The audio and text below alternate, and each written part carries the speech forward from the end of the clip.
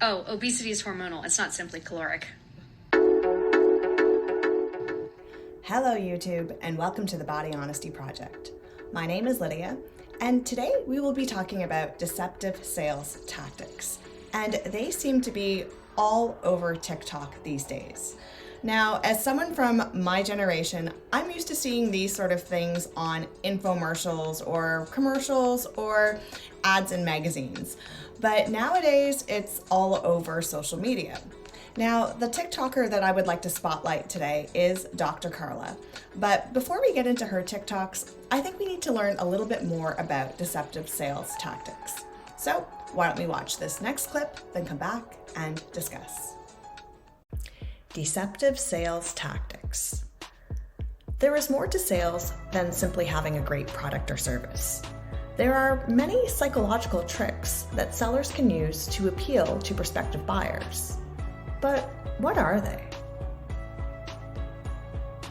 Sellers can use empathy, or faux empathy, as a way to get you to trust them. They do this by showing compassion to your problems and placating your feelings. Because when people feel heard, they are more likely to want to listen. By making their enemies the same as your enemies. By commiserating about the same dislikes you have for people or products, you can show that you are both on the same team, because the enemy of my enemy is my friend. They tell people it's not their fault, or give reasons and excuses as to why other things haven't worked before. This is exactly the stuff that people want to hear. By reinforcing this lack of accountability, people will be more eager to try a magical solution. By telling the truth, but not the whole truth. Of course, you want to advertise the best qualities of your product or service, but if your prospective buyer knows the full truth, will they still be interested? Sellers will often speak about the pros of what they are selling and either not address or only lightly address the cons. They are also vague about the exact solution they are offering. Being vague can spike curiosity and also hide less desirable traits. Being vague keeps your audience for longer and hopefully long enough so that they don't run once they find out the whole truth. Sellers will do all these things to manipulate you. And in the end, when you discover the whole truth, you often see that what you were sold was really not that different than what everyone else is selling. Your magic beans weren't really magical after all. So now that we know a little bit more about these deceptive sales tactics, let's take a deeper look into how Dr. Carla does these on her TikTok page. Now, I spent many hours looking at Dr. Carla's content, and there is lots of it, and some of it is very long-winded. So I'm only going to select a few clips and maybe speed some of them up so that you're not too tired of her droning on about the same stuff, but at least get enough so that you get an idea about what her channel is about. Now, the first thing that Dr. Carla does is express empathy towards her audience. So let's take a look at her TikToks and see, how does Dr. Carla express empathy? Fat-phobic doctors project their internalized bias, blame the size of their patient's body for how they feel about themselves. Okay, everything looks great. We will see you next year and lay off those carbs. Ooh. They are evil. They are just evil. We have not had a conversation about what I am eating. So can you tell me more about how you determined what foods I should be avoiding?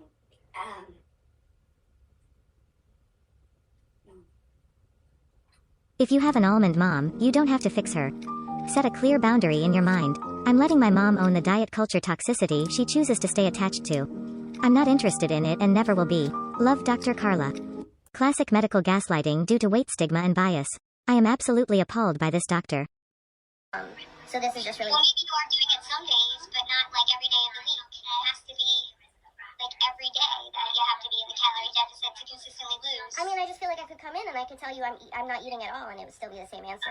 You must be. Medical Medical gaslighting due to weight stigma and bias is always harmful. We have a fatphobic doctor alert. Please go to this video by Linder Frog. I can't do edit. Unfortunately, she recorded she and her doctor's conversation where her doctor, who is a mean girl, which I promise, if her doctor listened to that conversation, she would probably see no problem with how she approached it. But she is fatphobic. She's medical gaslighting her. And she is doing the old, weight, blame, and shame and prescribing calorie deficit to someone who let her know that she already is hardly eating anything and has an eating disorder, and then said, well, if you're going to argue with me, I have no problem with you getting a second opinion, or you can go to this weight management program. And the patient said, I've already been there. So it's all reliant on these fatphobic beliefs and weight, blame, and shame. So we can see by these posts that she reaches out to other content creators and shows empathy via either facial expressions or some words in her post, or she might actually speak out against whatever they are complaining about. To me, these empathetic TikToks are Dr. Carla's virtual flyer. So instead of going around to people's houses and stuffing a paper in their mailbox to advertise what you're selling, Dr. Carla reaches out via stitching other people who are either struggling with their weight or are complaining about fatphobic doctors or fatphobic experiences in the gym, so that she can raise her hand and say, hello, I'm here, I'm listening, and I can help. Which, on the surface, is not necessarily a bad thing, but once you dig through her content, you realize she's trying to sell you something. The next step in Dr. Carla's process is to tell you that your enemies are also her enemies. This will make her an ally. So she will attack either gym bros or doctors or just diet culture in general. I created my top 3 list of why these folks are so obsessed with calorie deficit and why they are so threatened by us speaking out against it being so simple, and I think it'll help you. So let's go to my easel. Okay, calorie deficit is the fundamental belief of their community. To question it is to maybe put themselves intentionally at risk of not fitting into their community. Number 2, calorie deficit is the solution to their fat phobia. Calorie deficit is 100% fear-based, so acknowledging their privilege would mean that they don't cause and control all the things, and their outcomes aren't 100% effort-based. Calorie deficit is 100% marketing. It's their business model. Whoever pokes holes in that threatens their life. Duet the other day of the patient, most likely you've seen it, recording her discussion with her doctor, where the doctor was really pushing calorie deficit. Very disturbing on so many levels, because the doctor was pushing calorie deficit in a patient who was willing to be vulnerable and share that she had an eating disorder. She was in restriction. It wasn't working. It was harmful. The doctor should have known that and not to push calorie deficit on her and coerce her and basically essentially prescribe further restrictive eating and eating disorder. I would have, as a physician, just put pause on that conversation right there. I said, oh my gosh, I'm so sorry. Thank you for sharing that with me. Let's explore your eating disorder more. Can you share more with me about specifically what's going on for you right now? And then I would have gotten her in right away to a therapist or for some support, okay? This is Dr. Carla with your warning that calorie deficit is the new BMI, and they're going to be doubling down on it, folks. They're doubling down. So this, in conjunction with the empathy that she laid out in the beginning, is another stepping stone in building trust with Dr. Carla, because she hates all the same things that you hate. She hates fatphobic doctors. She hates gym bros. She hates calorie deficits. She hates all the same things, so now you believe that she is a true ally. Then she says the thing that everybody wants to hear. It's not your fault. Because that is the best sales tactic you can use. Telling people that whatever predicament they are in is not their fault. She does this by blaming obesity on hormones rather than diet. Oh, obesity is hormonal. It's not simply caloric. I'm a doctor whose obesity is hormonal. Talk about insulin resistance all the time. I'm Dr. Carla. If you don't. This is Dr. Carla talking a little bit more about the nuances of our body. Obesity is hormonal. It is not just simply calories in, calories out. Please tell me which hormones you are specifically talking about. Damn it, here we go again. Okay, insulin and cortisol are the 2 hormones that we can give anybody, even her who, deadlifts. Yeah, she looks freaking awesome. I'm not going to do that, though. I got hemorrhoids. Okay, that would be too painful. So insulin, cortisol, we can give it to her. She's going to gain weight. We can make anybody obese, even her, okay? We all know that there's so many studies. Those are the two most powerful weight gain hormones. So if you have insulin resistance, you have chronic hyperinsulinemia. So if you do calorie deficit, if you restrict calories, you can still gain weight, or you can't lose weight. It makes it really hard. Same thing with chronic toxic stress, chronic maladaptive stress, where the body keeps a score. We all know that. Then cortisol raises blood sugar, releases insulin, contributes to insulin resistance. So that's kind of how it works. We can make anybody obese. We can make anybody not lose weight with cortisol. And here's the thing. She's not wrong. She's just not telling the complete truth. And that very long diatribe about insulin and cortisol, I still cannot find any scientific proof that that is actually the case, that those hormones will make you gain weight by themselves. Every last scrap of evidence that I can find about insulin and about cortisol is all about controlling your appetite. I am so willing to be proven wrong. If anybody can give me a scientific study that shows that these hormones by themselves can make a person gain weight, I will completely retract everything that I'm saying here. But from the Mayo Clinic, I found this literature that says that if you track your calories, even with an excess of insulin and cortisol, you can still lose weight. So I don't completely buy into that it is completely hormonal. So this telling people that it's not your fault, on top of already telling them that I understand your feelings and I hate the same things that you do, further entrenches Dr. Carla into their world so that she is now a trusted resource. But like any content creator that has any sort of longevity, your followers and subs are not going to stick around for long if you continue to just put up smoke and mirrors. They're going to push you for actual answers. But Dr. Carla, she likes to stay vague. Okay, so first of all, I have thousands of videos and I have playlists. Last summer I did a Reverse Your Insulin Resistance Challenge, so I do a lot of metabolic health coaching. So the first step is for you to get all your lab studies, for you to see your doctor, to get all your numbers. So I hope your doctor has checked a fasting lipid panel, a CMP. I always encourage a fasting insulin. That's the best indicator of insulin resistance because it takes 10 to 15 years sometimes for the hemoglobin A1C or your fasting blood glucose to be elevated, so you can have insulin resistance prior to that. Also, family history, review of systems, your physical exam. So what are your labs? What comorbidities do you have? Do you have fatty liver disease? Obviously, if you want to check your BMI and talk to your doctor and that's helpful to you, then so be it. That's your decision. The next step is that if you want to take a metabolic health approach, is that you need to look at obviously what you're eating. So if you have insulin resistance, and most people, if you're overweight or if you're clinically obese like I was, what you want to do is look at the quality and the composition of the makeup of the calories, and then you dial in. I always encourage everyone who I coach to dial in with your food,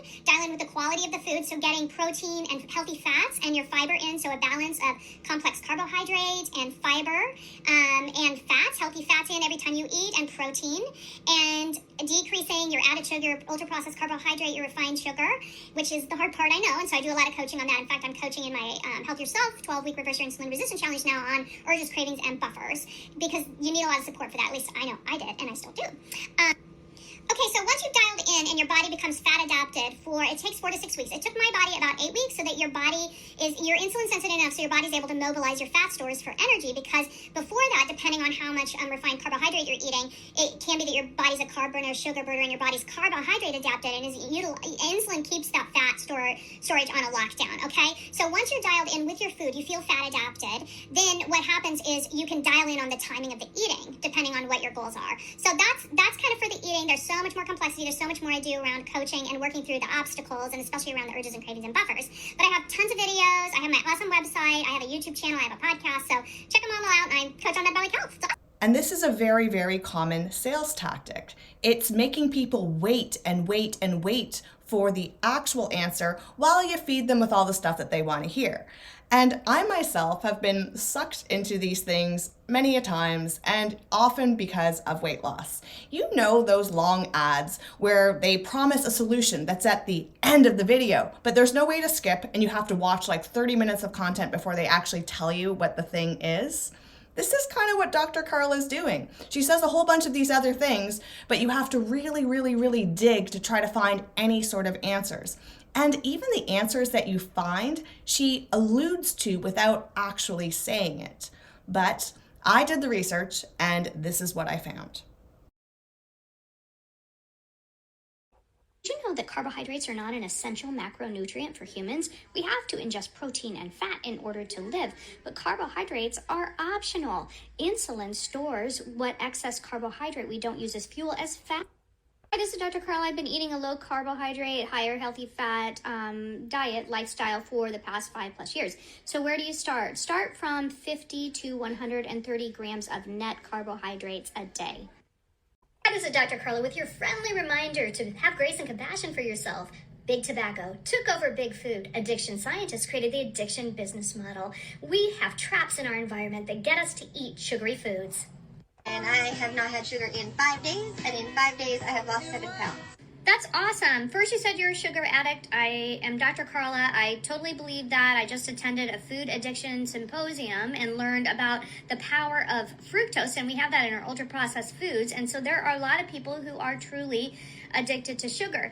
But the thing is it's not just like a decision based on willpower to not have it. I'm imagining you have a lot of amazing supports and all that stuff. So I just want to encourage everybody, especially if you have binge eating episodes with sugar, that you have a really strong conditioned over-desire pathway in your brain that is based on habits, like James Clear talks about. So there's cue and there's reward.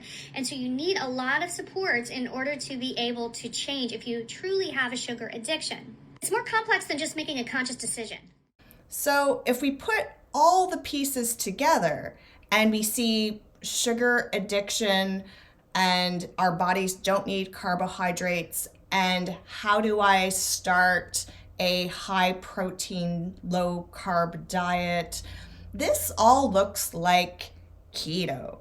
But Dr. Carla doesn't call it keto because she's not going to go on TikTok and say, normal diets don't work, keto is the only way. Instead, she does all this other stuff to tell you, I empathize with your pain. Those guys are the bad guys. It's not your fault. I have the solution. But her solution is another diet. It's a different type of diet. And people that can't buy into calorie deficit are also going to be the same people that are not going to buy into keto, because one is restriction of calories and the other one is also a restriction of calories, but it's a restriction of a certain type of calorie. I'm not going to call Dr. Carla a snake oil salesperson because what she's selling does work. It's just the way she's going about it isn't very honest. And on this channel, we're all about being honest. So until next time, stay body positive, but also body honest.